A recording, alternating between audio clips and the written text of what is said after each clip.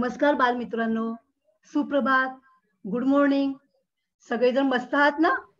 तुम्ही नेहमी मस्तच राहा, आनंदी राहा. सर्वांचं नवीन वर्षात स्वागत. नवीन वर्षाच्या तुम्हाला सगळ्यांना शुभेच्छा. हे नवीन वर्ष सर्वांना आनंदाचं, आरोग्यदायी जावो अशी आपण सगळेजण परमेश्वराजवळ आपण प्रार्थना करूयात. नवीन वर्ष, नवीन हर्ष, नवीन वर्ष, नवीन हर्ष. नवीन वर्षात सर्वांचाच होऊ दे उत्कर्ष. बृहन्मुंबई महानगरपालिका उपक्रमाअंतर्गत शाळा बंद पण शिक्षण सुरू या ऑनलाईन वर्गामध्ये मी सौ हर्षदा हरिश्चंद्र चव्हाण मी तुम्हा सर्व विद्यार्थ्यांचं, पालकांचं आणि मान्यवरांचं मनापासून स्वागत करते. आजचा आपला विषय आहे परिसर अभ्यास आणि आजची तारीख आहे 5 जानेवारी 2021. वार आहे मंगळवार. बालमित्रांनो, ज्यांच्या घरामध्ये तुमचा माईक चालू असेल तर प्लीज तुम्ही बंद करा, म्हणजे आपल्याला सगळ्यांना शांतपणे ते ऐकायला मिळेल आणि तुम्हाला पण बाकीच्या मुलांना पण व्यवस्थित ऐकायला मिळेल. मुलांनो, तुम्हाला मी एक छोटीशी कविता ऐकते आणि त्यावरून तुम्हाला कळणार आहे की आजचा कोणता घटक आहे. माझे घर सुंदर, माझे घर सुंदर, कुटुंब माझे मधुर, कुटुंब माझे मधुर. या गोड कुटुंबाचा मी आहे बाळ, या गोड कुटुंबाचा मी आहे बाळ. सर्वांचाच लढीवाळ, सर्वांचाच लढीवाळ. आई वडील करीती मजवर उत्तम संस्कार, आई वडील करीती मजवर उत्तम संस्कार. आजी आजोबांची मायेची झालर, आजी आजोबांची मायेची झालर. मामा आणि मावशीचा प्रेमाचा भारी लळा, मामा आणि मावशीचा प्रेमाचा भारी लळा. काकानी आत्या नात्यांचा गोतावळा, काकानी आत्या नात्यांचा गोतावळा. कुटुंबातली गोड नाती, कुटुंबातली गोड नाती सारी अखंड जपती, सारी अखंड जपती. बालमित्रांनो, तुम्हाला कळलंच असेल की आज आपला परिसर अभ्यासातला आज मी कोणता घटक तुम्हाला शिकवणार आहे. कळलं का तुम्हाला बालमित्र सगळ्यांना? हा, तर आज आपला माझे कुटुंब आणि माझे अभ्यासाचा घर विषय आहे आपला आजचा घटक. शाबास, बरोबर ओळखलं तुम्ही, खूप हुशार मंडळी आहात. आजचा आपला घटक आहे माझे घर, माझे कुटुंब आणि घर. आपल्या आजच्या धड्याचं नाव आहे माझे कुटुंब आणि घर. तर माझी शाळा आहे पार्लेचे एक विद्यालय, प्राथमिक शाळा विलेपार्ले पूर्व आणि इयत्ता 3री. आता आपण पाहणार आहोत आजच्या घटकाची विषयी माहिती. मुलांना तुम्हाला माहित असेल कुटुंब, कुटुंब म्हणजे एका घरातील व्यक्तींचा समूह. या व्यक्तींच्या समूहालाच काय म्हणतात? कुटुंब म्हणतात. आपल्या घरातील व्यक्तींचे मिळूनच कुटुंब तयार होत असते. घरातील व्यक्तींचे मिळूनच काय तयार होत असते? कुटुंब. आणि मग या कुटुंबामध्ये आपले आई वडील, आजी आजोबा या व्यक्ती राहत असतात. तर तुमच्या पण आजूबाजूला अशी अनेक प्रकारची कुटुंबे राहत असतात. बाळांनो, आता मला सांगायचंय की यशवी सांग बघू, तुझ्या कुटुंबात कोण कोण राहतात?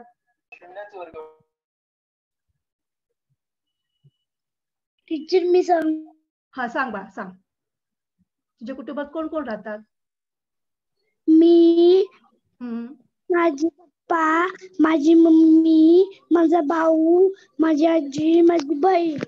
शाबास, बरोबर. तुझ्या कुटुंबाची तू छान ओळख करून दिलेली आहेस. कळलं?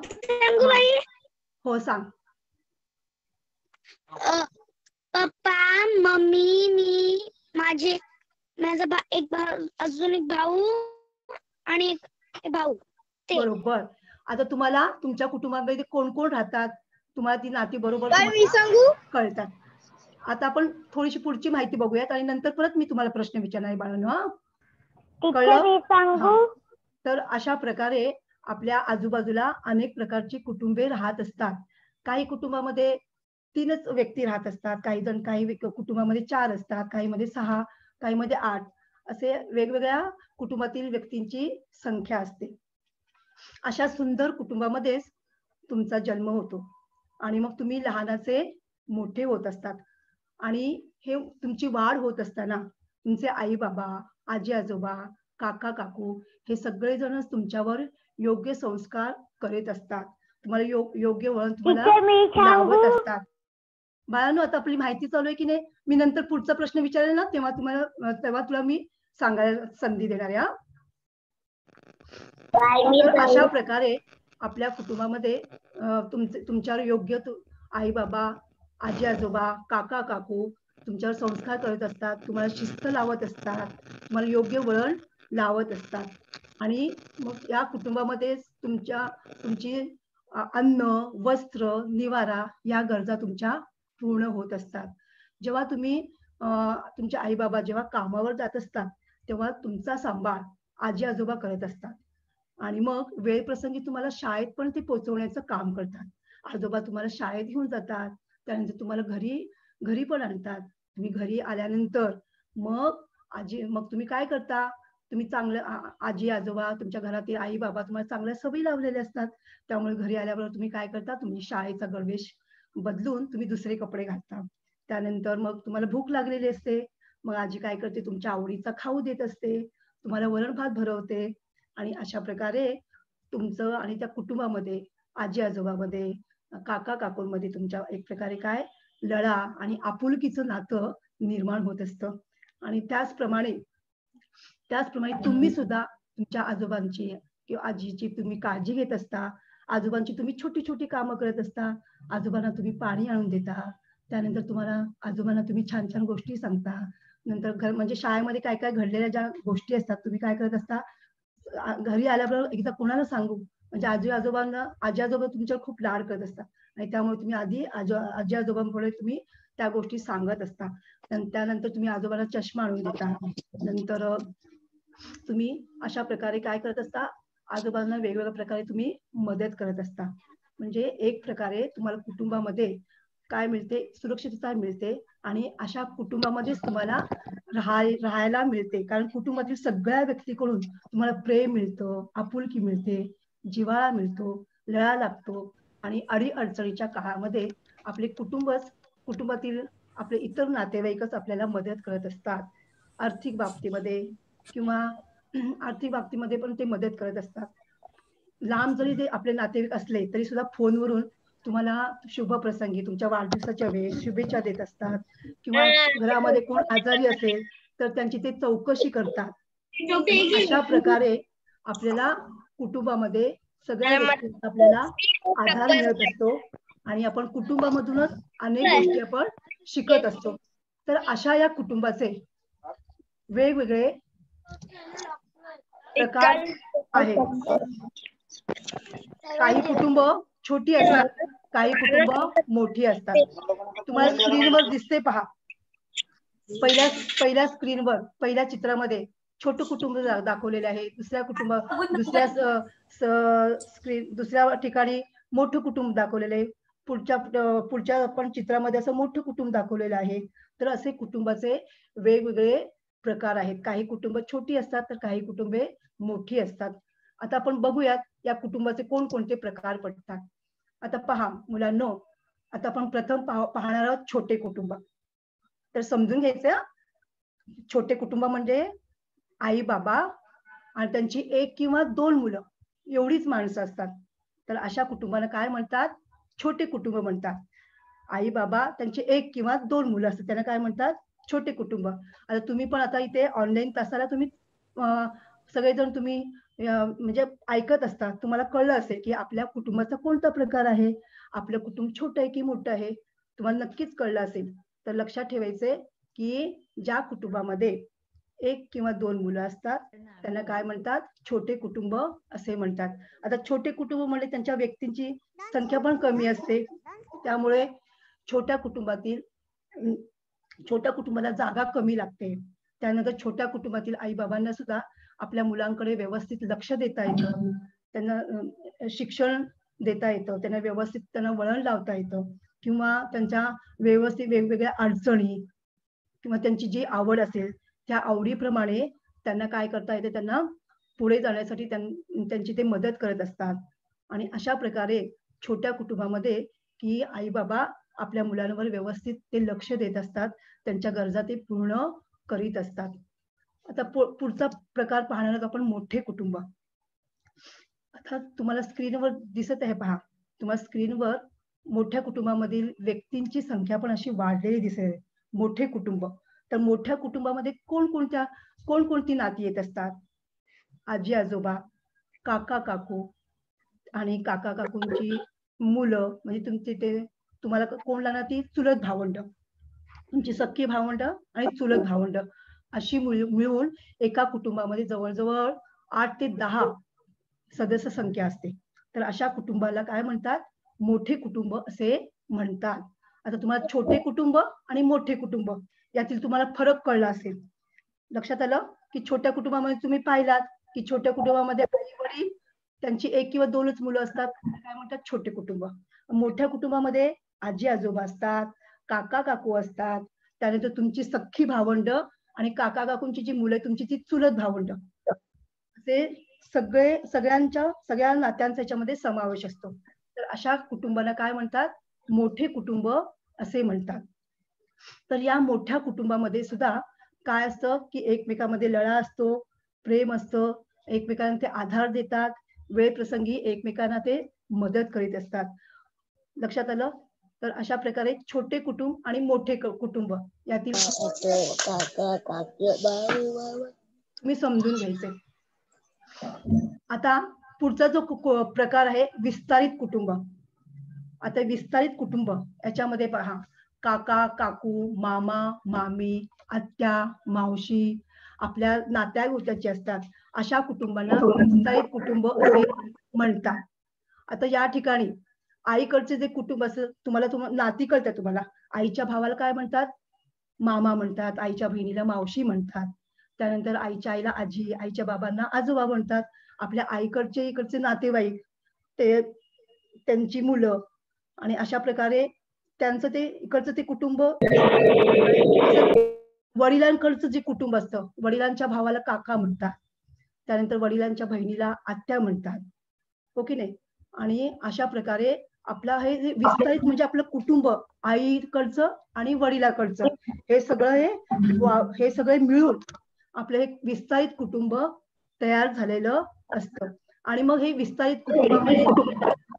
कुटुंबामधील संख्या खूप असते आणि त्यामुळे आपण विस्तारित कुटुंब आपल्या वेगवेगळ्या प्रसंगी, म्हणजे शुभ प्रसंगी, लग्न कार्य असू दे, घरात पूजा असू दे, गणपती उत्सव, दिवाळी, या सणाच्या वेळेस आपण काय करतो?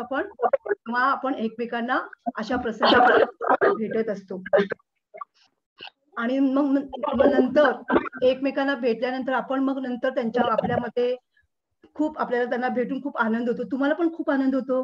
तुमची चुलत भावंड भेटतात, मावस भावंड भेटतात, मग तुमच्या गप्पा होतात आणि खूप त्या ठिकाणी आनंदी वातावरण तयार होत असतं. लक्षात ठेवा, विस्तारित कुटुंब म्हणजे किती आपण कुटुंबाचे प्रकार पाहिले पहा. छोटे कुटुंब, मोठे कुटुंब, त्यानंतर विस्तारित कुटुंब.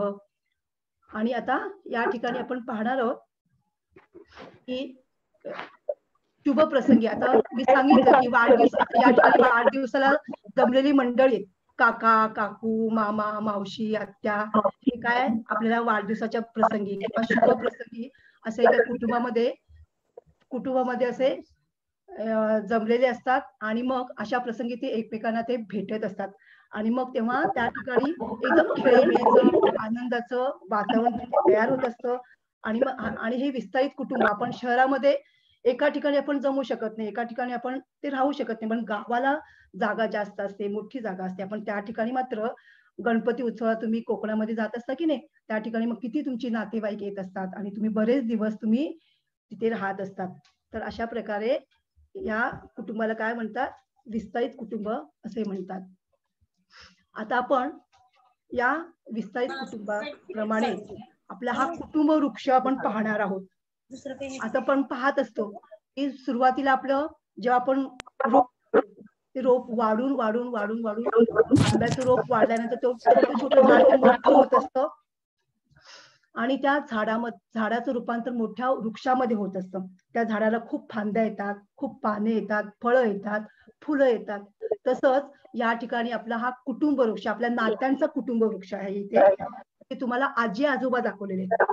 त्या तुमच्या वडिलांची आई आजी आणि वडिलांचे बाबा आजोबा, त्या आजी आजोबांच्या 2 मुलं, म्हणजे तुमचे वडील आणि तुमचे काका. कळलं? तुमचे आई वडील आणि काका काकू आणि आई वडिलांची तुम्ही मुलं इथे दाखवलेली बघा, गीता, सायली, राजू. आणि या ठिकाणी काका काकूंची ही मुलं आहेत, अनिल, पूजा, रमेश. म्हणजे ही तुमची चुलत भावंड.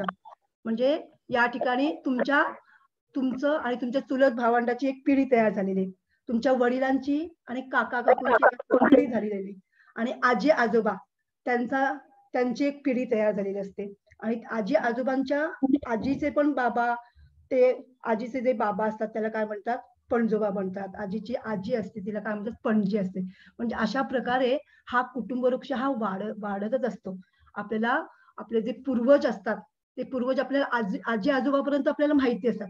नंतर आजी आजोबाच्या पुढे पण आणखी आपली नाती अशी वाढलेली असते. आता कुटुंब वृक्षाप्रमाणे आपली ही अशा प्रकारे आपलं ही नाती अशी जोडलेली असतात.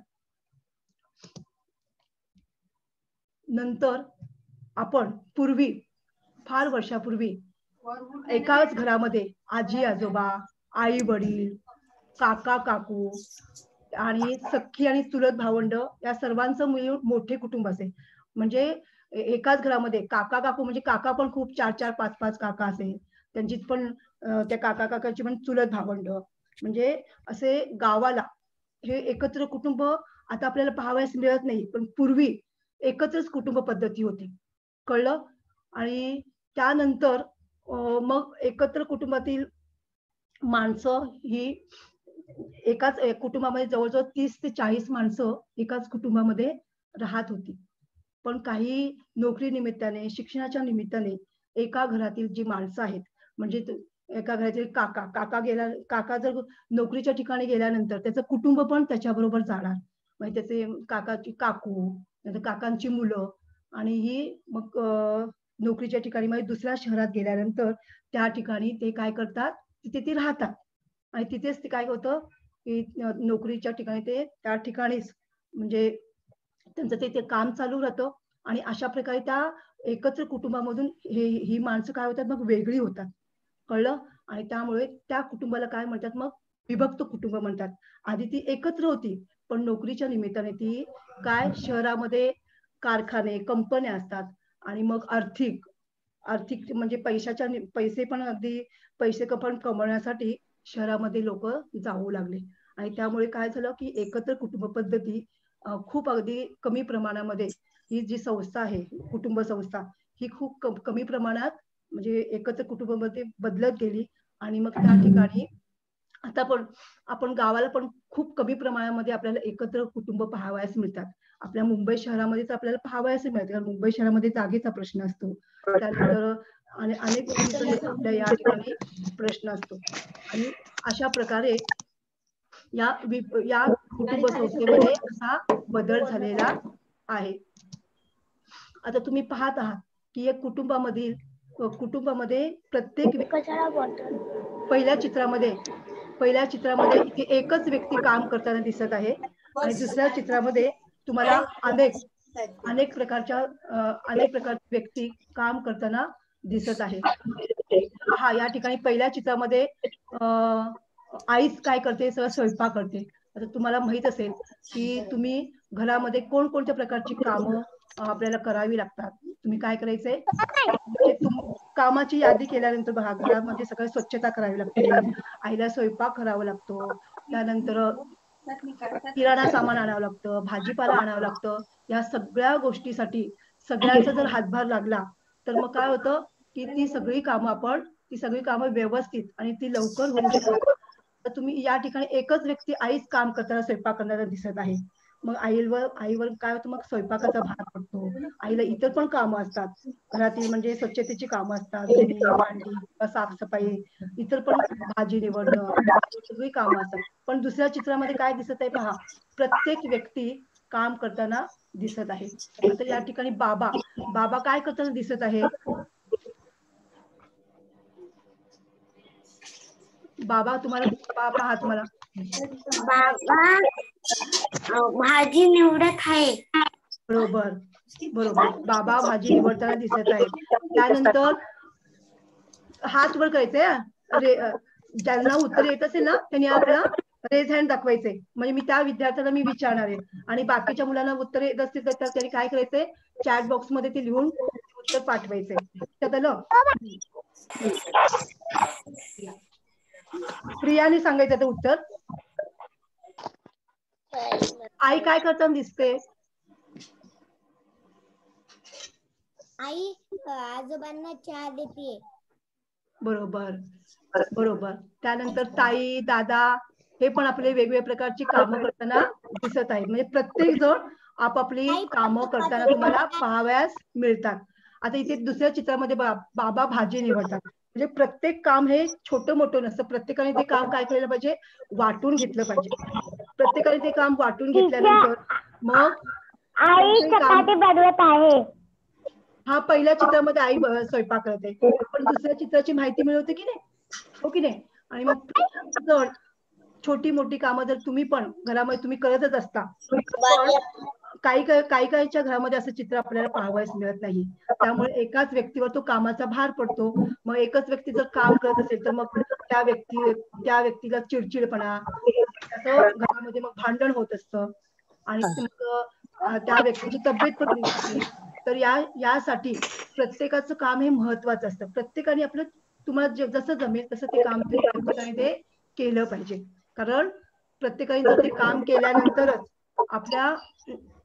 आपल्या ती घरातील जे काम आहे ते व्यवस्थित होणार आहे आणि ते लवकर प्रमाणात होणार आहे. आणि मग तुम्हाला जेवण पण तुम्हाला वेळच्या वेळी मिळणार आहे. सगळ्या गोष्टी तुम्हाला वेळेवर मिळतील. लक्षात आलं? आणि अशा प्रकारे प्रत्येकाने जर ते काम केलं तर आपलं घर सुद्धा स्वच्छ राहण्यासाठी मदत होत असते. आता तुम्हाला पुढच्या चित्रामध्ये दिसत आहे पहा, तुम्हाला या ठिकाणी स्क्रीनवर 2 वेगवेगळ्या प्रकारची घरं दिसत आहेत. लक्षात आलं? आता पहिलं जे घर दिसत आहे ते पहिलं घर पहा, तुम्हाला दोन्ही पैकी तुम्हाला कोणत्या प्रकारचं घर आवडलं? सोनाक्षी सांगायचे, सोनाक्षी. पहिलं घर का बरं ग? आवडलं सांग बघू.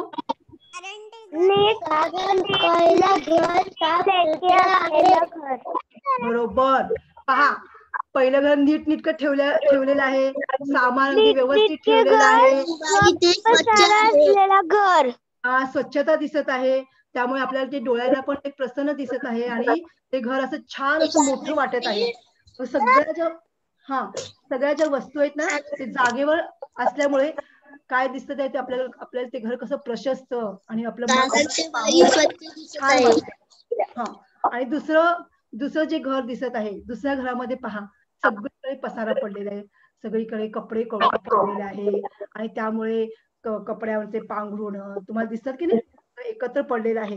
त्यामुळे दुसऱ्या घरामध्ये सगळीकडे पसारा पडलेला आहे. मग अशा पसारा पडलेल्या घरामध्ये आपल्याला कुठचं सामान, कुठलीच वस्तू आपल्याला वेळेवर मिळत नाही.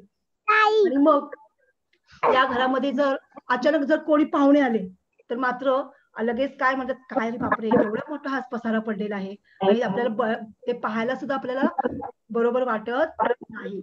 आणि म्हणून प्रत्येकाने जर तुम्ही आपलं घर नीटनेटकं साफसुथरं स्वच्छ ठेवण्यासाठी जर तुम्ही प्रत्येकाने जर मदत केली, काय होणार, ते घर आपलं छान दिसणार आहे आणि ते घर आपलं सुंदर दिसणार आहे. आणि त्यामुळे प्रत्येकाचंच काम असतं. आणि मग एखादी वस्तू आपण एखाद्या जागेवर ठेवली तर ती वस्तू मिळण्यासाठी सुद्धा आपल्याला सोपं पडतं.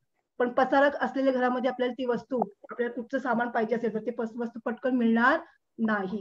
आणि म्हणून आपलं घर नीटनेटकं टापटीप ठेवण्यासाठी प्रत्येकानेच काय केलं पाहिजे, प्रत्येकाने म्हणजे मदत केली पाहिजे, प्रत्येकानेच आपला हातभार लावला पाहिजे. म्हणजेच आपलं घर स्वच्छ राहण्यासाठी मदत होईल आणि आपल्या घराचा जो आजूबाजूचा परिसर आहे तो परिसर सुद्धा स्वच्छ राहण्यासाठी प्रत्येकाचीच मदत होणार आहे. आता आपण काही प्रसंगी आपण घराची सजावट करत असतो. तुमचा वाढदिवस, बर्थडेच्या दिवशी पण तुम्ही घरामध्ये सजावट करता, सणाच्या प्रसंगी तुम्ही आपण घरामध्ये सजावट करत असतो. तर ही जी सजावट आपण करत असतो, ही सजावट करताना आपण कोणकोणत्या वस्तूंचा वापर करतो, कोणकोणत्या गोष्टींचा वापर करतो? भक्ती सांगायचे, भक्ती. रांगोळी, लाईटी, फुलं, फुगे. आता तुमचं वाढदिवसाला तुमची खूप मज्जा असते की नाही? वाढदिवसाचं तुमच्या नावांच्या अगदी हॅपी बर्थडेचं तुमच्या नावाचा आपण पताका लावतो, फुगे लावतो आणि वेगवेगळ्या प्रकारची आपण सजावट करतो, हो की नाही? त्यानंतर सण समारंभ असेल तर आपण घरासमोर छानपैकी आपण रांगोळी काढतो. दिवाळीच्या वेळेस आपण काय करतो? घराला आकाश कंदील आणि दिवे किंवा इतर म्हणजे दिव्यांची रोषणाई करतो. सण समारंभ, तोरण लावतो. बरोबर आहे. आपण इथे फुलांचं लावतो, तसं त्याप्रमाणे आपण लावतो, वेगवेगळ्या लाईट लावतो. बरं, आपण ही सजावट का बरं करतो? दिवाळी मित्रांनो, बालमित्रांनो, तुम्ही जर सगळे जर बोललात तर तुम्हाला काही उत्तर कळत असेल. अक्षताने सांगायचं. अक्षता, सणासाठी. आपण सजावट का बरं करतो? आपण घराची सजावट करतो की नाही? आपण घराची सजावट का करतो? एखादा सण किंवा आपला बर्थडे असला. बरोबर आहे. आणि सजावट केल्यामुळे आपलं घर आणखी छान दिसतं, सुंदर दिसतं की नाही? आणि त्या दिवशी पाहुणे येत असतात, तुमचे मित्रमंडळी येत असतात आणि हे सजावट केल्यामुळे आणखी खूप छान प्रसन्न वाटतं मनाला सुद्धा आणि आपल्याला खूप आनंद मिळत असतो. त्यानंतर आपण हे सजावट करताना किंवा आपल्या घरातली कामं करत असताना दिवसभरामध्ये आपल्या वेगवेगळ्या प्रकारचा कचरा जमा होत असतो. ओला कचरा आणि सुका कचरा. लक्षात आलं? आता ओला कचऱ्यामध्ये आपण काय काय आपण मराठीच्या पुस्तकामध्ये पाहिलेलं आहे, कचऱ्याचा प्रवास. तर तुम्हाला माहितच असेल की आपण ओला कचरा आणि प्रत्येकानेच आपल्या घरामध्ये ओला कचरा आणि सुका कचरा दोन कचऱ्याचं काय केलं पाहिजे? वेगवेगळे भाग केले पाहिजे, वेगवेगळे डबे केले पाहिजे आणि त्या डब्यामध्ये ओला कचरा आणि सुका कचरा जमा केला पाहिजे. आता ओल्या कचऱ्यामध्ये काय काय येतं बघा? आपलं नाही का शिळे अन्न राहतं, शिळे अन्न, पालेभाज्यांची देठं, त्यानंतर फळांच्या साली, नंतर आपली म्हणजे जेवल्यानंतर चहा पावडर येते. म्हणजे चहा पावडर म्हणजे आपण चहा केल्यानंतर जो चहाचा जो चोथा जमा होतो ती चहा पावडर. नंतर आपल्या घरामध्ये कधी कधी आपण दूध गरम नाही केलं की दूध नासतं, ते काही पदार्थ पण काही खराब होतात, ते नासलेले पदार्थ ते काय होतं? ते तो ओला कचरा. आणि ओला कचरा आपण एका पिशवीमध्ये तो जमा केला पाहिजे. आणि ओल्या कचऱ्यापासून काय तयार होत असतं? खत तयार करतात. आता आपल्या आजूबाजूला सुद्धा अशी काही मंडळी आहेत की आपली मुंबई, आपला परिसर स्वच्छ ठेवण्यासाठी खूप प्रकारे मदत करत असतात. ते घरच्या घरी सुद्धा काय बनवतात? खत तयार करत असतात. आणि त्या खताचा उपयोग आपण काय कशासाठी करतो?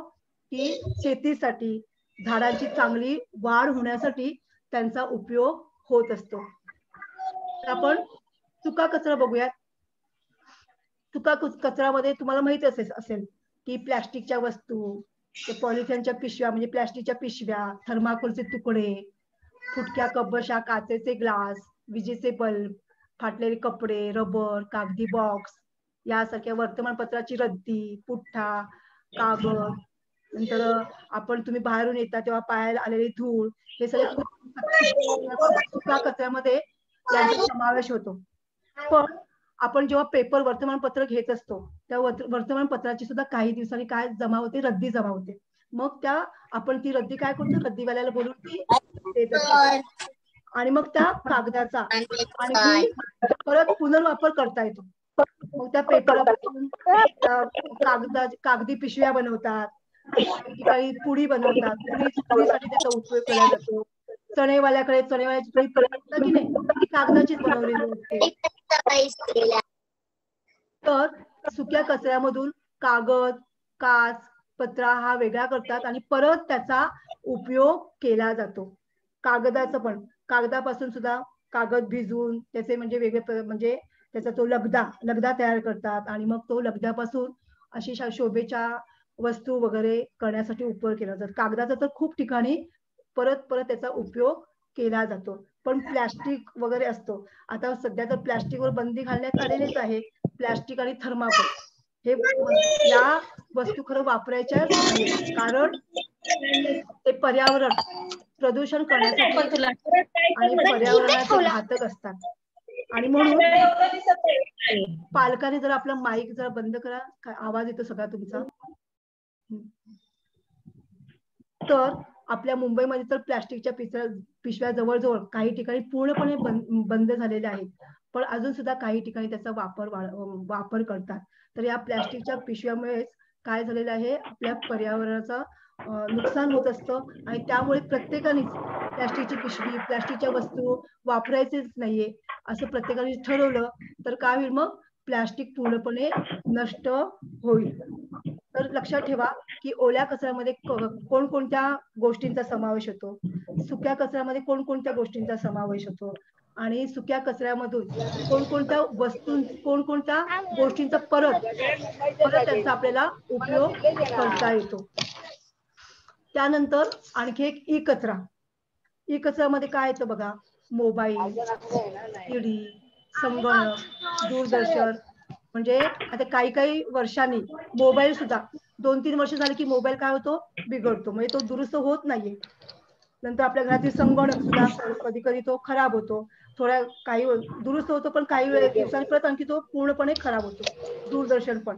आणि मग ह्या इत्यादी ज्या वस्तू आहेत त्या कायमच्या म्हणजे त्या दुरुस्तच होत नसतात, म्हणजे त्या निरुपयोगी होतात आणि मग त्या घरामध्ये साठून राहतात. तर अशा प्रकार जो कचरा आहे त्याला काय म्हणतात, ई कचरा असे म्हणतात. त्याला काय म्हणतात, ई कचरा असे म्हणतात. बघा आपण आता पाहिलं की ओला कचरा, सुका कचरा आणि ई कचऱ्यामध्ये कोणकोणत्या गोष्टींचा समावेश होतो. तर हा जो ई कचरा आहे, या ई कचऱ्याचं सुद्धा काय झालेलं आहे, घरात साठून राहिल्यामुळे तो पण मोठ्या प्रकारे तो पण प्रश्न निर्माण झालेला आहे, म्हणजे ती अडचणच निर्माण झालेली आहे. पण काही ठिकाणी ई कचरा सुद्धा काही भागामध्ये काही दुकानामध्ये तो घेतला जातो, म्हणजे तसाच म्हणजे काय करतात मग त्या ठिकाणी त्या ई कचऱ्यामधून काही ठिकाणी मग त्या इलेक्ट्रॉनिक वस्तूमधून ते वायरी वगैरे त्याचा परत ते उपयोग तो केला जातो. मग अशा वेळेस आपण हा ई कचरा कुठे आपल्याला देता येईल, म्हणजे कुठे आपल्याला देता येईल त्याची चौकशी करून त्या ठिकाणी ई कचऱ्याची पण आपण विल्हेवाट आपण लावली पाहिजे. तर आज आपण कुटुंबाबद्दल खूप माहिती मिळवलेली आहे. आपण कुटुंबाचे खूप प्रकार पाहिलेले आहेत आणि या कुटुंबामध्ये आपण पाहिलेलं आहे की आपल्याला सर्व प्रकारची काय मिळते, आपल्याला कुटुंबामध्ये सर्व प्रकारची सुरक्षितता मिळते. लक्षात आलं की आपण पाहिलेलं आहे की आपल्या कुटुंबामध्ये आजी आजोबा असल्यामुळे, काका काकू असल्यामुळे त्या तुमचा सांभाळ करतात, वेळप्रसंगी म्हणजे अडीअडचणीच्या वेळेस ते मदत करत असतात आणि तुम्हाला पण आपल्या या नात्यांचा काय वाटतं, एक प्रकारे आधार वाटत असतो. नंतर आपण कुटुंबाचे प्रकार पाहिलेले आहेत की कुटुंबामध्ये छोट्या कुटुंबामध्ये तुम्ही पाहिलात की आई बाबा त्यांची 1 किंवा 2 मुलं असतात, त्याला काय म्हणतात, छोटे कुटुंब म्हणतात. आणि मोठ्या कुटुंबामध्ये आई बाबा, आजी आजोबा, काका काकू आणि तुमची काका काकूंची मुलं म्हणजे तुमची चुलत भावंड, तर या सगळ्यांचं मिळून मोठं कुटुंब तयार होत असतं. आणि विस्तारित कुटुंब यामध्ये आपण पाहिलेलं आहे की आपल्या आईकडची जी नाती आहेत, मामा मावशी, त्यानंतर मामा मामी आपली म्हणजे मावस भावंड, मामे भावंड आणि बाबाकडची नाती म्हणजे काका आत्या काकू आणि तुमची चुलत भावंड, असे विस्तारित कुटुंब. म्हणजे आपलं हे कुटुंब वाढतं आईकडच्या नात्यामुळे आणि बाबांकडच्या नात्यामुळे. हे आपलं असं एक कुटुंब काय झालेलं आहे, विस्तारित कुटुंब झालेलं आहे. आणि अशा प्रकारे कुटुंबाचे छोटे कुटुंब, मोठे कुटुंब आणि विस्तारित कुटुंब असे प्रकार आपण पाहिलेला आहे. आणि आपण कुटुंब वृक्ष पाहिलं की नाही, आजी आजोबा, त्या आजी आजोबांची मुलं. या ठिकाणी आपण उदाहरणामध्ये 2च मुलं दाखवलेली आहेत, पण तुम्हाला काही 5-5 असे काका असतात, 4-4 काका असतात. पण इथे तुम्हाला उदाहरण दिलेलं आहे की या आजी आजोबांची दोन मुलं म्हणजे तुमचे बाबा आणि नंतर तुमचे काका आणि मग त्या आई वडिलांची तुम्ही मुलं म्हणजे अशी तुमची पिढी, तुमच्या आई बाबांची पिढी, त्यानंतर तुमच्या आजी आजोबांची पिढी, आणखी तुमच्या आजीच्या आई बाबा म्हणजे पणजी पणजोबा अशी त्यांची पिढी म्हणजे अशा अनेक पिढ्यांची काय तयार होते, वंशावळ तयार होते. काय तयार होते, वंशावळ तयार होते. आणि तुम्ही पाहिलं की आपण घरामध्ये सगळ्यांनीच प्रत्येकानेच काम केल्यानंतरच ते घर कसं राहतं, एकदम नीटनेटकं आणि टापटीप राहतं. आणि त्यामुळे कुठलंही काम आता म्हणजे स्वयंपाक करणं किंवा भाजी निवडणं म्हणजे फक्त आईनेच केलं पाहिजे नाही. त्या ठिकाणी सगळ्यांनीच त्या ठिकाणी मदत केली पाहिजे. म्हणजे कुठलंही काम हे छोटं नसतं आणि मोठं नसतं. सगळं काम हे महत्वाचीच असतात आणि त्यामुळे प्रत्येकाने त्या कामाचा भार प्रत्येकाने उचलायला पाहिजे. आणि मग प्रत्येकाने जर तुम्ही मदत केली तरच काय होणार आहे, ते काम व्यवस्थित होणार आहे आणि चांगल्या प्रकारे होणार आहे.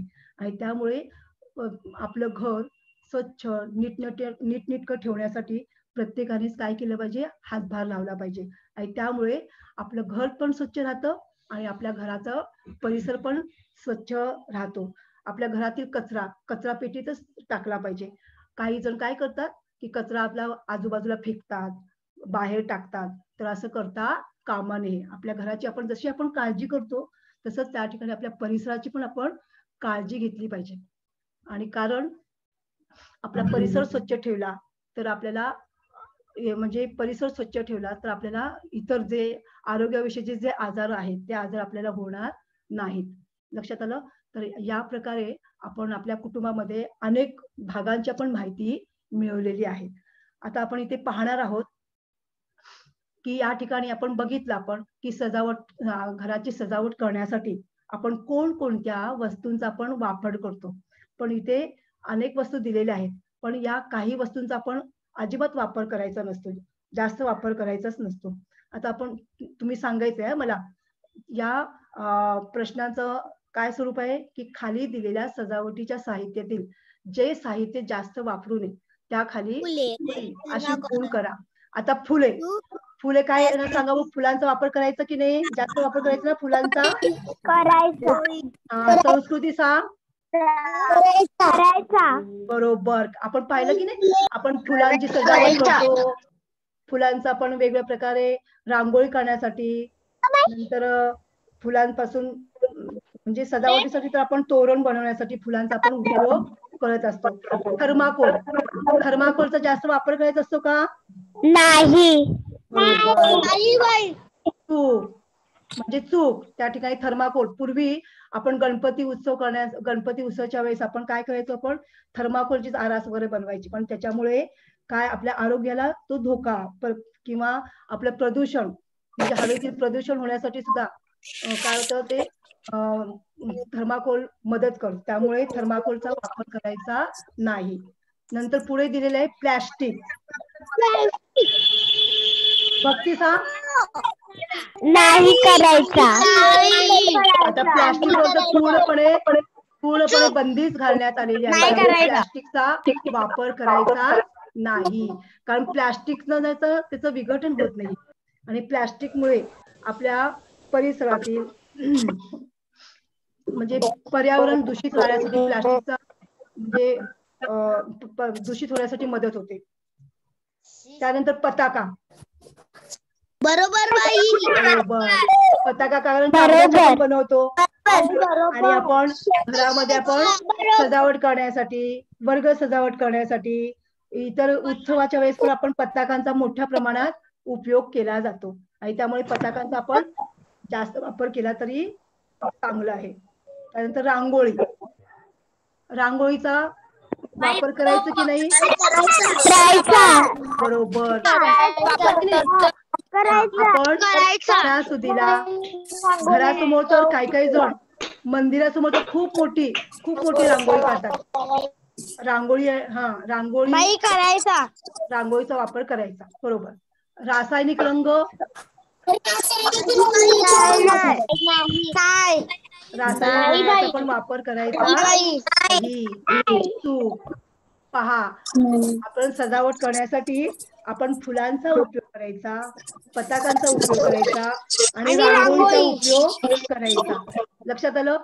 त्यामुळे त्या ज्या वस्तू आहेत त्या वस्तूंचा आपल्या पर्यावरणाशी म्हणजे पर्यावरण दूषित होण्यासाठी यांची मदतच होणार आहे. पर्यावरण दूषित होण्यासाठी यांची मदत होणार नाही. उलट पर्यावरण चांगलं राहण्यासाठी मदत होईल. पण थर्माकोल, प्लास्टिक आणि रासायनिक रंग यांचा वापर करायचा नाही. लक्षात आलं? आता आपण पुढचा जो स्वाध्याय आहे चूक की बरोबर ते लिहा. या स्वाध्यायाचा नाही का तुम्ही स्क्रीनशॉट काढा किंवा तुम्ही हा गृहपाठामध्ये देणार आहे आणि तुम्ही तो सोडवून तुमच्या क्लास टीचरला दिला तरी चालणार आहे. चूक की बरोबर ते लिहा. घरातील कचरा घराच्या बाहेर टाकावा. चूक बाई. चूक. आजारपणात आई वडील कचऱ्याच्या डब्यात टाकायचा नाही. आता बघूयात कोण कोण शिस्तप्रिय विद्यार्थी आहेत. शिस्तप्रिय विद्यार्थी त्यांना मी विचारणार आहे. आजारपणात आई वडील आपली देखभाल करतात. क्षितिज. बरोबर बरोबर बरोबर बरोबर. तुम्ही आजारी असलात आई आई बाबा तुमची काळजी घेतात. आई तर अगदी तुमच्या उशाशीच बसून राहते, हो की नाही? म्हणजे बरोबर. तिसरं बघा, तिसरं नीट विचार करून सांगायचंय. ई कचऱ्याची विल्हेवाट लावणे ही मोठी समस्या बनली आहे. मृण्मयी सांग. बरोबर बरोबर. तुम्हाला कळलंच असेल की ई कचरा कशाला म्हणतात. ई कचरा घरामध्ये साठतच राहतो, त्यामुळे ती एक मोठी समस्या बनलेली आहे. नंतर पुढचं पहा. विस्तारित कुटुंबातील सर्वजण एका घरात राहतात. बरोबर बरोबर. हा, विस्तारित. चूक बरोबर. चूक बाई चूक. जान्हवी सांग. जान्हवी. काही जण बरोबर म्हणतात, काही जण म्हणजे तुम्हाला नीट कळलं नाही का? विस्तारित कुटुंब आपण बघितलं ना, वेगवेगळ्या प्रसंगीच पण ते एकत्र येतात ना, राहतात का? बरोबर बरोबर बाई. बरोबर. विस्तारित कुटुंबातील सर्वजण एका घरात राहत नाही. विस्तारित कुटुंबामध्ये आपण पाहिलं की काका काकू, मामा मावशी, आत्या, आपली मावस भावंड, चुलत भावंड, हे सगळी एवढी माणसं एकाच घरात राहतात का? 30-40 माणसं नाही राहत. हे विधान कसं आहे? विधान चूक आहे. सजावट करण्यासाठी थर्माकोलचा वापर करू नये. सोनाक्षी सांग. बरोबर बरोबर.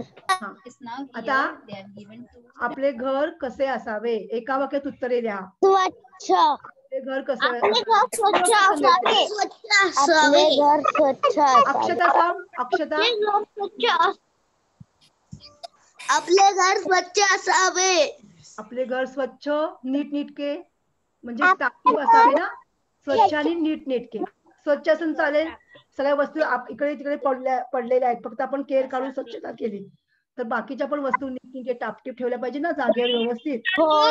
तर कसं येईल मग? आपले घर स्वच्छ व नीटनेटके असावे. बाई मी सांडू. पुढचा प्रश्न आहे. कुटुंबात कोणत्या गरजा पूर्ण होतात? संस्कृती. हात वर केलास ना बाळा तू. संस्कृती. संपेल 9 मिनिटात. आपल्या कुटुंबामध्ये कोणकोणत्या गरजा पूर्ण होतात? येतं ना संस्कृती काय तुला? अन्न, वस्त्र, निवारा या ज्या आपल्या प्राथमिक गरजा आहेत त्या आपल्या कुटुंबामध्ये पूर्ण होत असतात.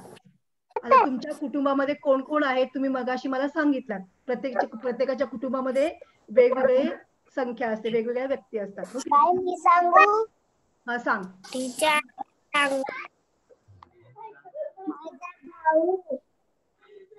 माझी आजी, माझे पप्पा, मम्मी आणि मी. मग असे एकूण किती जण झाले तुम्ही सांग बघू. तुला कुटुंबाची संख्या मोजता येते का? मी सांगू. टीचर मी सांगू. सना सना सांग सना. सना बाई माझ्या घरात आत्या टीचर मी सांगू. पप्पा मम्मी बाबू मी. बाबू म्हणजे तुझा छोटा भाऊ टीचर ना. मी सांगू. छोटा हो भाऊ बाई. ना बाबू म्हणजे. हा म्हणजे असे एकूण किती जण झाले सांग बघू. 5 जण. बरोबर. कुटुंबामध्ये कोणत्या व्यक्तींची काळजी घ्यावी लागते. कोणाची जास्त काळजी घ्यावी लागते कुटुंबामध्ये. आपल्याला अंजली सांग अंजली.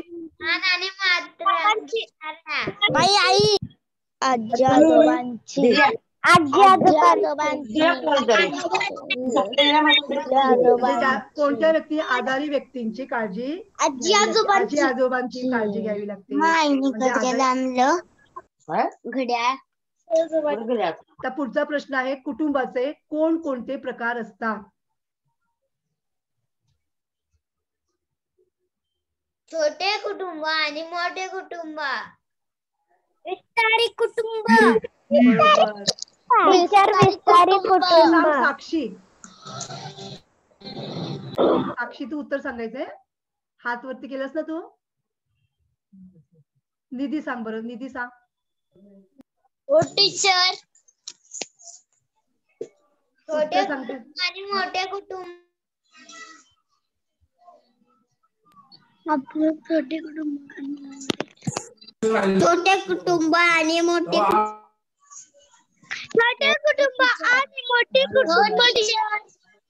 हो बरोबर आहे. छोटे कुटुंब मोठे कुटुंब आमच्या घरात आणि विस्तारित कुटुंब असे कुटुंबाचे प्रकार असतात. लक्षात आलं.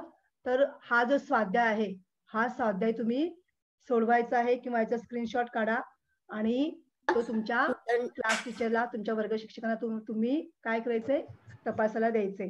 सगळ्या मुलांनी आता ही जी माहिती आहे कुटुंबाची माहिती तुम्ही व्यवस्थित तुम्ही ऐकलीत आणि तुम्हाला सगळ्यांना हा भाग समजला ना. तुम्हाला सगळ्यांना नक्की समजला. सगळ्यांना हा फरक कळला. छोटे कुटुंब मोठे कुटुंब. हो ठीक आहे. हा आता जर तुम्हाला हा जर भाग तुम्ही माहित कळला नसेल तर तो तुम्ही परत तुम्ही हा व्हिडिओ तुम्ही परत काय करू शकता. तुम्ही पाहू शकता आणि त्या भागाची तुम्ही माहिती तुम्ही मिळवू शकता. लक्षात आलं. आणि आज तुमच्यापैकी जी मित्रमंडळी आज इथे जर उपस्थित नसतील तर त्यांना तुम्ही हा व्हिडिओ काय करायचंय. तुम्हाला सगळ्यांना हा व्हिडिओ आवडलेलाच आहे तर लाईक करायचे आणि आज हा कोणता भाग शिकवलेला आहे त्याची लिंक तुम्ही शेअर करा आणि आपल्या या PMC एज्युकेशन हे जे चॅनल आहे त्याला तुम्ही काय करायचंय सबस्क्राईब करायचंय. सबस्क्राईब करायला तुम्ही विसरू नका. लक्षात आलं.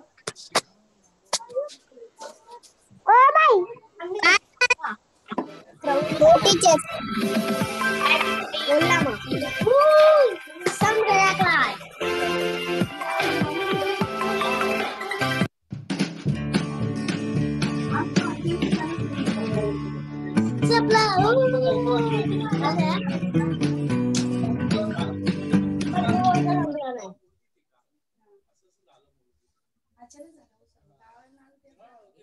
Bye.